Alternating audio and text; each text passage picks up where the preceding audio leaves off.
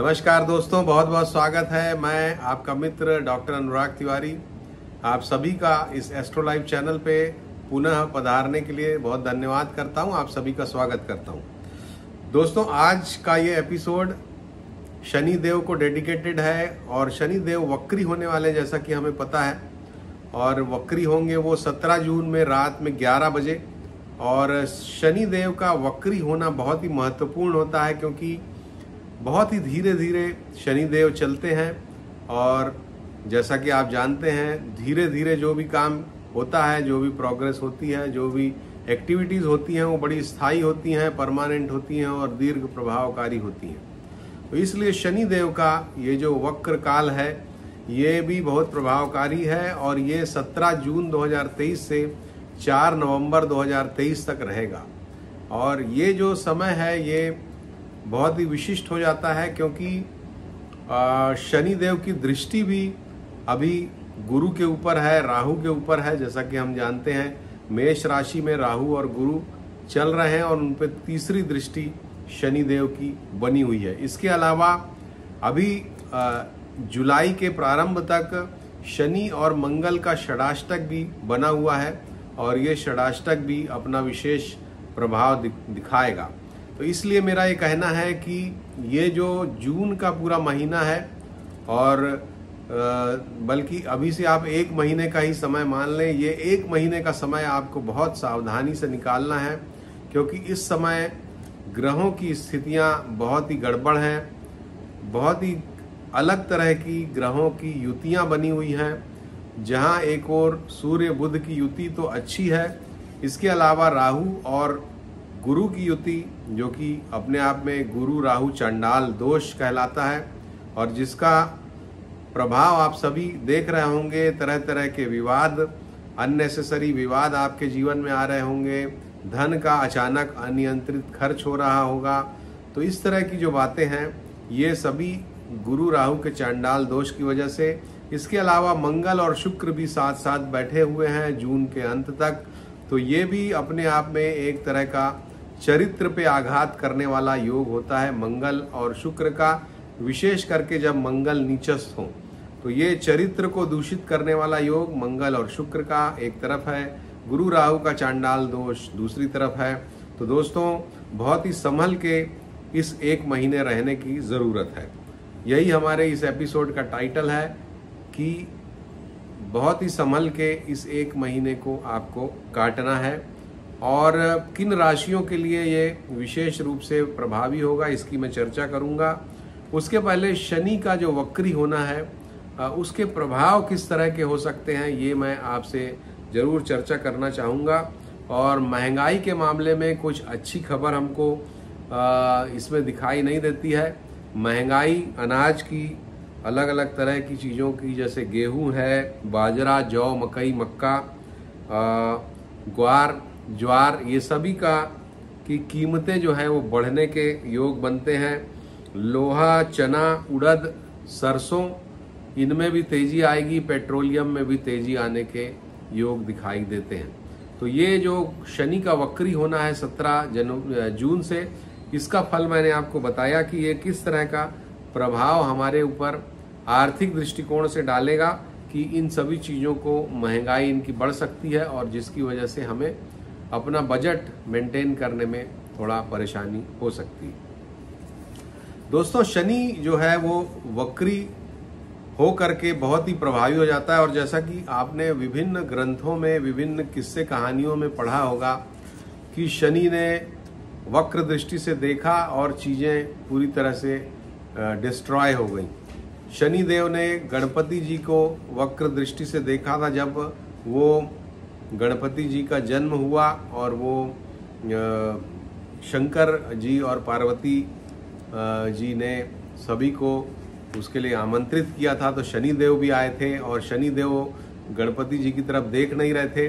तो माता पार्वती ने कहा कि लगता है कि शनि को ये भाया नहीं गणपति का जन्म।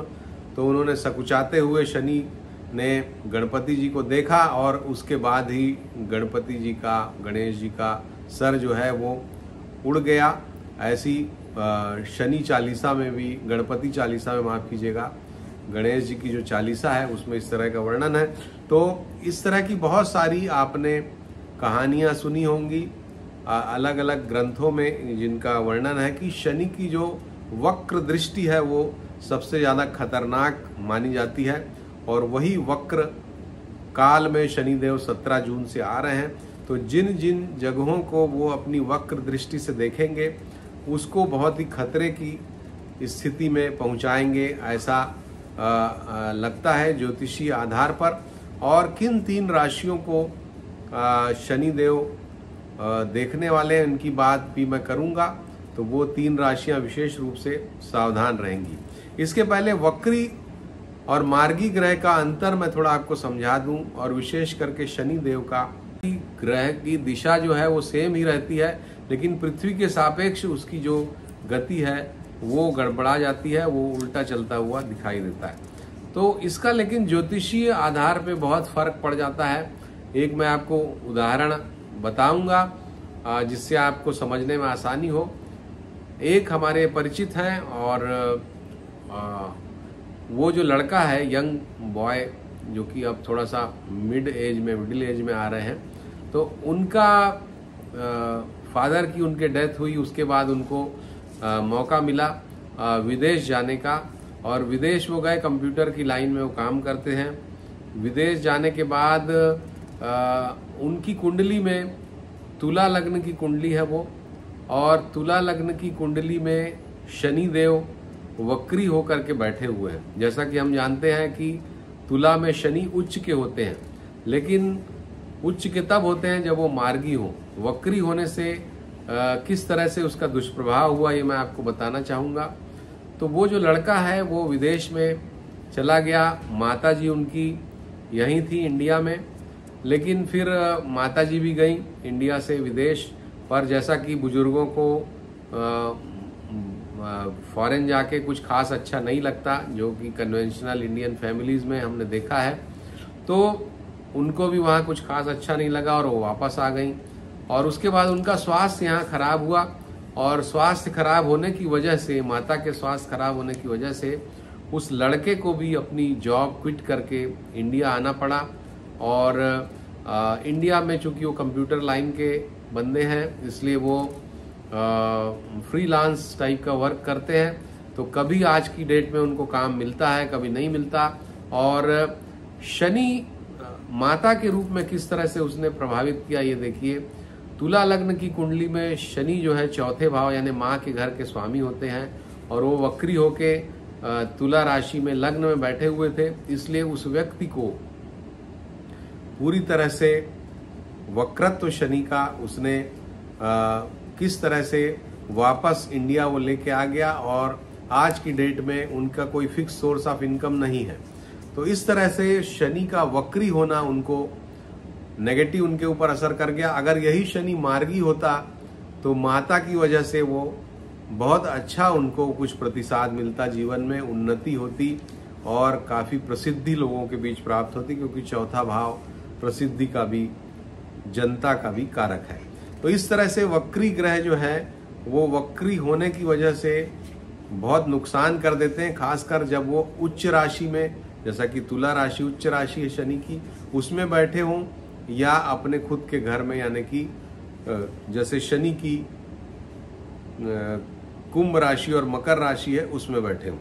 तो वक्री ग्रहों का इस तरह का प्रभाव होता है, इसलिए ये आपको बताना जरूरी था कि ये जो वक्री हो रहे हैं शनि, इसको आप अच्छे से समझें, हल्के में ना लें।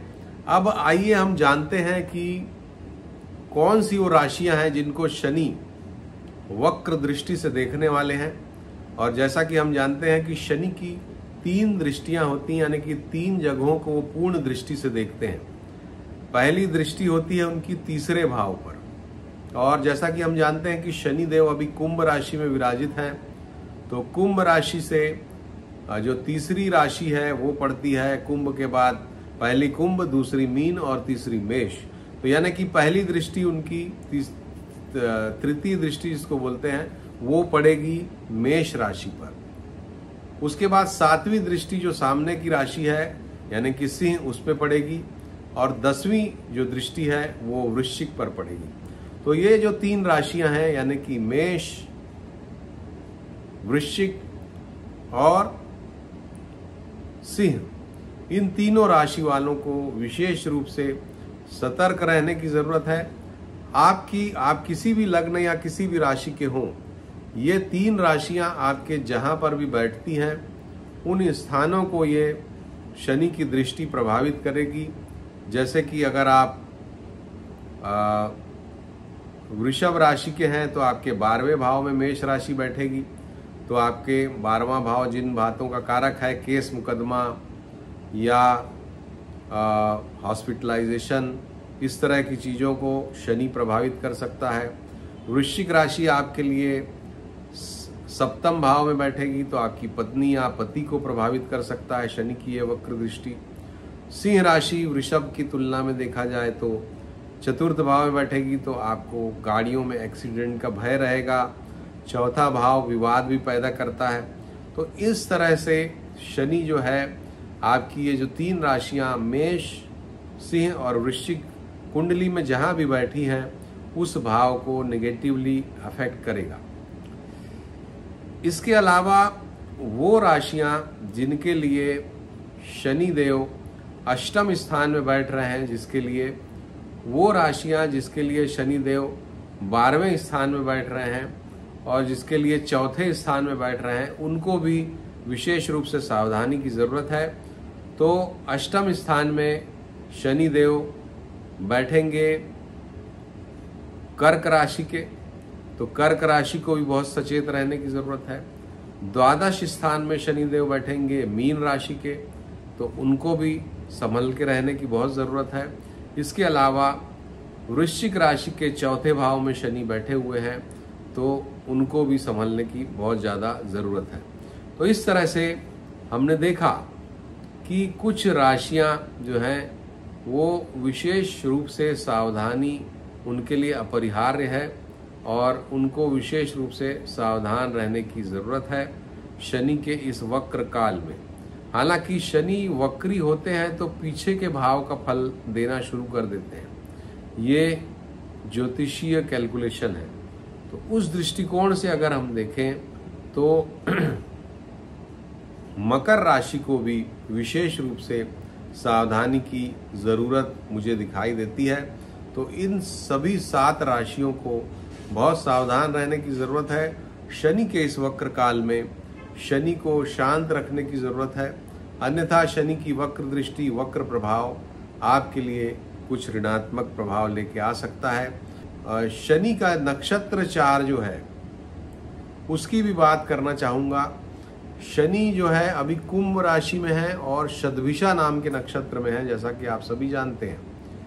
अब 4 नवंबर के पहले अक्टूबर में शनि देव अपना नक्षत्र परिवर्तन करेंगे और वो चले जाएंगे धनिष्ठा नक्षत्र में। और शनि का नक्षत्र जब बदलता है तो बहुत ज़्यादा प्रभाव डालता है।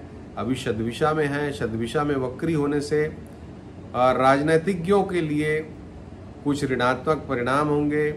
शनि देव जब भी वक्री होते हैं तो पद प्रतिष्ठा में लोगों के बड़े परिवर्तन लाते हैं, बड़ी बड़ी नई पदस्थापनाएं होती हैं। तो वो भी हमको देखने को मिल सकता है कि बड़ी पदस्थापनाएं हमको, लोगों के ट्रांसफर्स होंगे, नई ट्रांसफ़र पोस्टिंग देखने को मिलेगी। ये सभी चीज़ें हमको इस महीने 1 महीने के काल में देखने को मिलेंगी, जो कि समय शुरू हो चुका है। तो ये जो समय है 1 महीने का, वो आपके लिए नई ट्रांसफ़र पोस्टिंग लेके आ सकता है। वो समय राजनीतिज्ञों के लिए बड़े परिवर्तन लेके आ सकता है। राजनीतिज्ञ अभी जब शनि देव वक्री रहेंगे शतभिषा नक्षत्र, राहु के नक्षत्र में, राजनीतिज्ञों के नक्षत्र में, तो एक पार्टी से दल बदल करके दूसरी पार्टी में जाना, ये सब आपको बहुत तेजी से दिखाई देगा।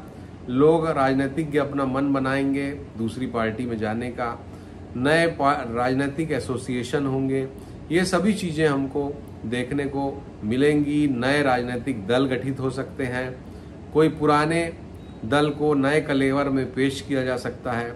इस तरह की सभी बातें शनि देव के वक्री होने पे और शतभिषा नक्षत्र में रहने पे हमको दिखाई देंगी। इसके अलावा शनिदेव का जो ये संचरण है शतभिषा नक्षत्र के लिए, जैसा कि जो ग्रंथ है हमारा बृहत संहिता, उसमें बताया गया है कि शतभिषा में जब भी शनि विचरण करते हैं तो वैद्य, कवि, शराब बेचने वाले, पत्तों का व्यवसाय करने वाले और नीति कुशल लोगों के लिए विघ्न पैदा होता है। तो इन सभी कार्यों को करने वाले लोगों के लिए विघ्न की स्थिति शनिदेव बनाएंगे, बना रहे भी होंगे और उसमें अब तेजी आती हुई हमें दिखाई देगी। तो जो भी डॉक्टर्स हैं, जो पोएट्स हैं, जो डिस्टिलरीज चलाते हैं, जो वाइन का कारोबार करते हैं, उन लोगों के लिए, या जो लोग बीड़ी बनाने का काम करते हैं या पत्तों के से संबंधित और भी जो भी काम है वो करते हैं, या जो स्ट्रेटजिस्ट हैं, जो तरह तरह की स्ट्रेटजीज बनाते हैं, उस तरह के लोगों पर शनिदेव का ये जो वक्री संचरण है ये नेगेटिव इफेक्ट लेके आ सकता है। तो दोस्तों ये था आज का वीडियो। अगर आपको पसंद आया हो तो ज़रूर आप इसको लाइक करिए, शेयर करिए और हमारे इस चैनल को अगर अभी तक आपने सब्सक्राइब नहीं किया है तो सब्सक्राइब करिए। अगले सप्ताह रविवार के दिन मैं लाइव सेशन करूंगा, तो जो भी आपके प्रश्न हैं इसी वीडियो में आप ज़रूर लिखिए। मैं उन प्रश्नों को लेने का प्रयास जरूर करूंगा और समय वही रहेगा लाइव सेशन का, शाम को 7 बजे के आसपास।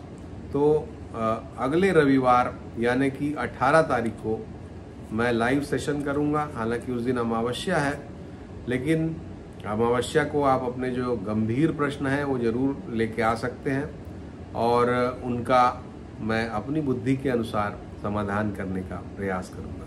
नमस्कार।